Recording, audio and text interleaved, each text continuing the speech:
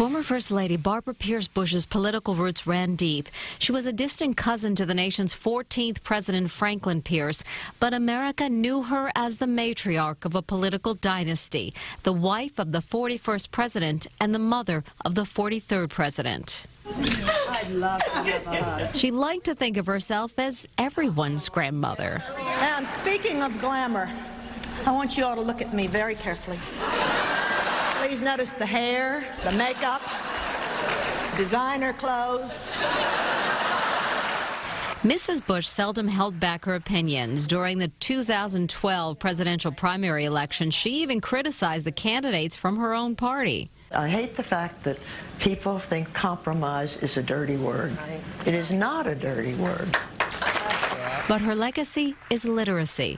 As First Lady, she launched a campaign to help people learn to read. She visited schools, reading to children, and wrote a book about her beloved family dog, a spaniel named Millie.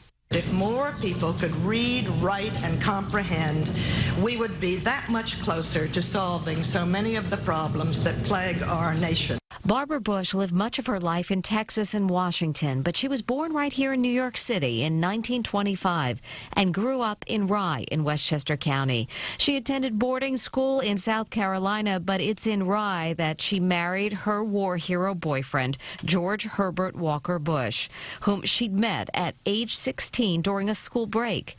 The couple had 6 children, losing one, a daughter, to leukemia at the age of 4.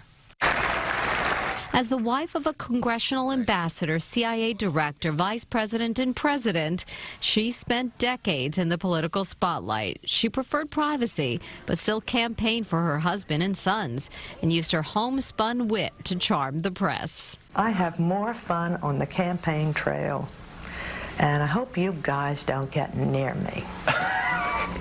I hope you all leave me alone.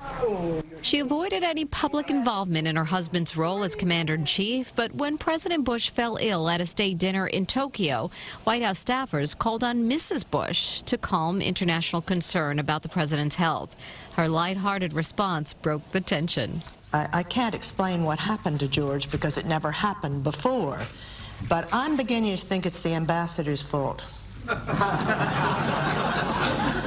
He and George played the Emperor and the Crown Prince in tennis today, and they were badly beaten.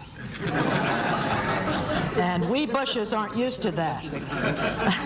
Barbara Bush will be remembered as a gracious First Lady who headed one of the nation's most prominent political families.